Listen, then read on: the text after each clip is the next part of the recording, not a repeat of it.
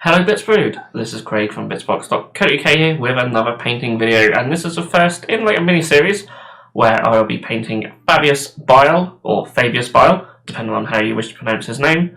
And yeah, in this one I'll be tackling his armour, purple armour, gold trim.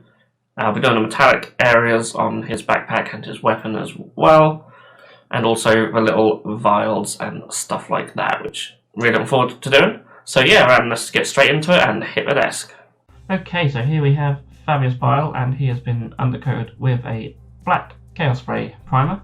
I do recommend starting from a black undercoat for this one. I'm going to take some Nagaroth Night, and this one's been thinned down. Not quite a glaze consistency, but still quite thin, sort of similar to the shade wash consistency, and that's a consistency that I'm going to be using quite a lot with these paints, so it gives us a nice dark purple base to work from. But we want to go even darker with that, so I'm going to take some nun oil and just apply it to all the recesses. You can see that I'm doing on the foot here. Don't have to be massively neat with this, but I'm neat enough that it does flow into the recesses. I'm also going to thin it down slightly to more of a glaze consistency, and then sort of glaze over where I want some shadows to be. So I've got some shadows towards the top of the legs. Just I'm using that reference here, so I'm just following where the shadows are placed on that. But yeah, so it makes sense for to have some shadows at the bottom parts of like the shoulder pads and backpack and that. Having some on the top bit of that leg is meant to sort of represent a shadow coming from the cloak. But yeah, place them where you want your shadows to be. And now we can start sort of building up the highlights. So we started from a very dark base here and then sort of working our way up. So where you want the lighter areas to be, we'll take some Venetian purple and doing the same sort of thing here, having it in that thin consistency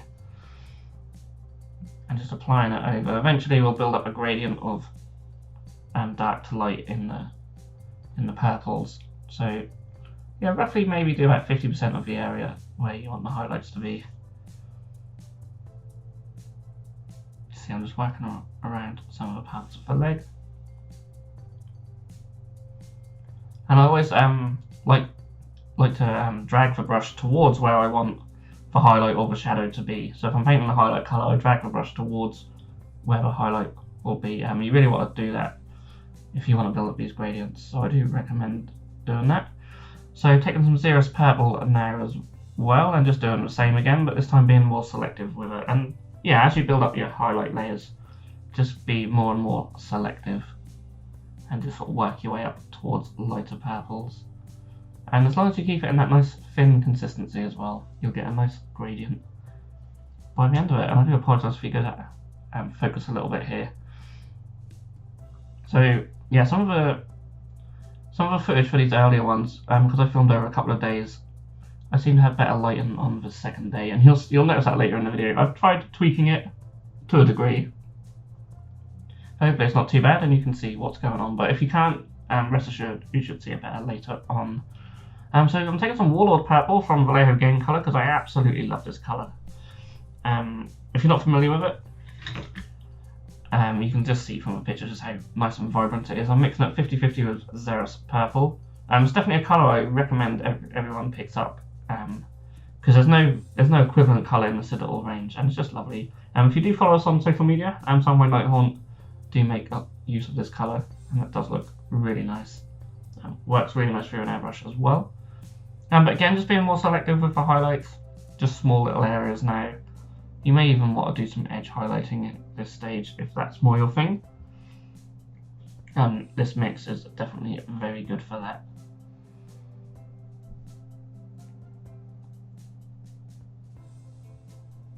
And again, just keep it nice and thin, especially when you're using these very vibrant colours, because otherwise they will look very garish once they go on. You want them just to keep them.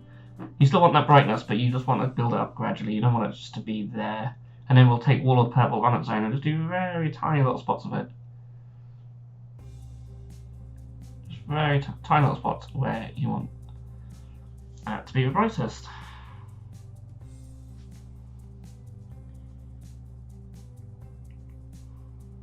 Okay, so now I'm going to paint the gold trim, and I do apologise, I don't know what happened to the footage of this one, but It's a little bit warm with the lighting. Yeah, it says Viking gold on there, but I think I used the black gold for these. They're very similar colours, mind you. But I love the scale 75 golds, and you can see they give you such a nice base to work from. And yeah, hopefully the picture's looking a bit better now. Take some Druchii Violet. So yeah, you've got purple armour. Why not use a purple wash for the gold? Really helps sort of bring it together.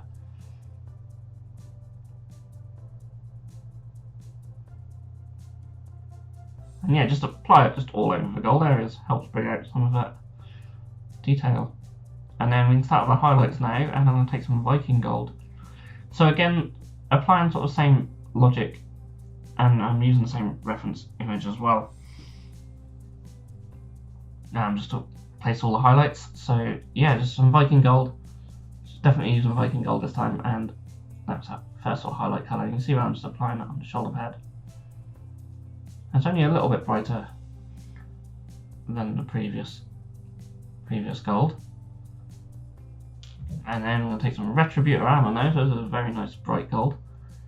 It's probably my favourite gold that GW does. And then yeah, being more selective for highlights. So you can see already these nice little shiny areas where the light's reflecting off the shoulder pad. And you know, just from using the three colours, you can build up this really nice little effect. Especially when the trim's so sort of small and thin like this, you can get away with it quite easy. You haven't got to worry too much about building the sort of gradient and transitions up as much. The gold's a lot more forgiven for that. Then we can go even brighter with Uruk Armour Gold. And yeah, just tiny little amounts for this. So I'm not a massive fan of this colour. I'm not a massive fan of a lot of GW Metalics. I did have to give it a good old mix before I used it. But yeah, it just adds a nice little highlight, and it works really well with the Retributor Armour actually as a highlight colour.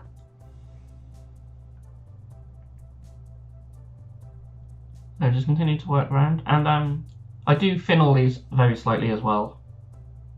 I do recommend using medium rather than water if you are using metallics to thin them. And then take a little bit of Iron Breaker just as a little sort of edge highlight. And you can go right in the middle of them other highlights as well if you so wish. This one really, you do want to thin it down especially. And then we'll move on to the actual silver parts, and I'll start with some Lead Belcher. So go a bit darker than the Iron Breaker.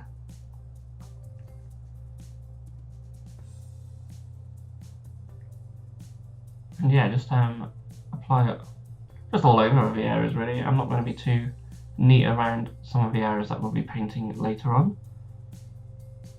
Just make sure to get nice solid base down of this colour, and then I'll break out the Nuln Oil, of course. You could take out Agrax if you want the metallic areas to be a bit more dirty, but I sort of opted for the Nuln Oil on this one. And I'll take some Iron Hand Steel. I'm a massive fan of this colour actually. It's my favourite GW silver. I've gone through so much of it. I mean, if you regularly watch our videos, you'll know I use this colour quite a lot. And this is the first highlight colour. I'm just doing the same principle again. And on some little areas where the lights are reflecting, do a little bit of edge highlighting as well if need be. And I'll take some Rune Paint Steel to do just that, especially along these blades. And then little tiny highlights where the light's going to be the strongest.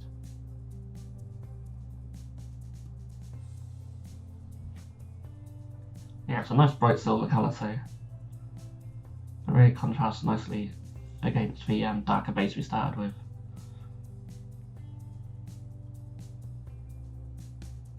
So next up, I take some Agrax Earthshade, and there's just a couple of little areas that I just wanted to dirty up a little bit. I did mention this earlier, if you want to go for a dirty metal, you can take some Agrax. So that's exactly what I've done there, just with a couple of areas, just to make them a bit more interesting.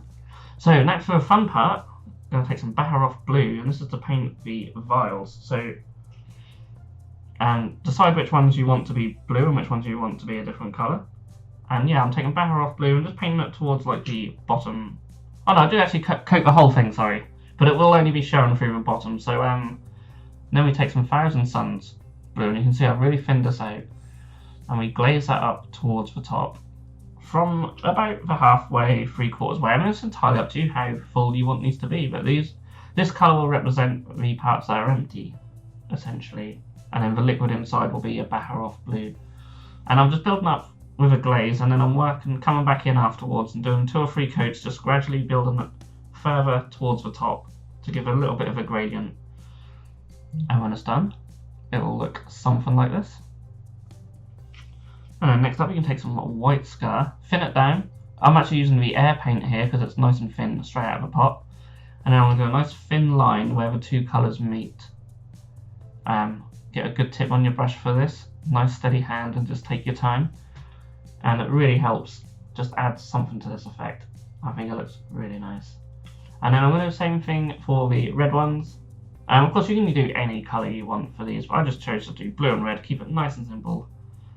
Start with a base of corn red.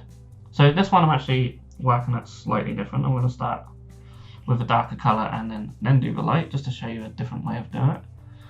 And then I'm going to sort of glaze down with the Evil Sun's Scarlet. Like so. And then I'm going to take some Gal's Warback red and just right at the tops, sort of glaze that on. So we've still got that sort of gradient going with the darker colour. And then I decided that I wanted the bottom to... when they meet, I wanted it to be red rather than white. So I've gone for Wild Rider red for a nice bright red where the 2 colours meet.